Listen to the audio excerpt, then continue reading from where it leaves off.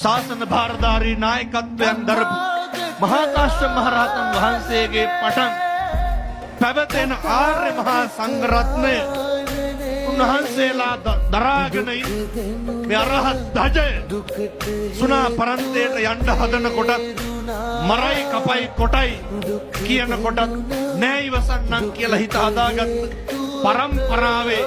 ආර්ය මහා සංඝ රත්නයේ පින්නතුනි කවදාවත් කම්පා වෙන්නේ නෑ කවදාවත් සැලෙන්නේ නෑ අකම්පිතව මිනිස්සුන්ට ජීවත් වෙන්න බණ කියන්න තරමට මේ කටහුරු කරගත්තේ අකම්පිතව ඉඳලාමයි ඒ නිසා අදටත් මෙනෙහි කරන දෙයක් තමයි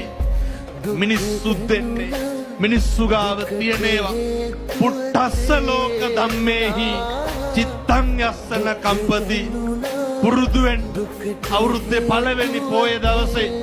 අදිෂ්ඨාන කරගන්න අකම්පිත ජීවිතයක් ගත කරන්න මං අයත් දේශනා කරනවා අනෙකගේ අසත්පුරුෂකමට අනෙකගේ නොහික්මුණුකමට මේ අනෙකගේ විනයක් නැතිකමට අනෙකගේ නොමිනිස්කමට අපි විනයක් නැති වෙන්න නරකයි අපි නොමිනිස්කම් ඇති කරගන්න නරකයි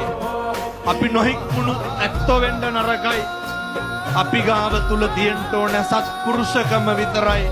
සීල සම්පන්න භාවයේ විතරයි අනෙක තුල වෛරය ඇති අපි ගාව මොකක්ද තියෙන්න ඕන මෛත්‍රිය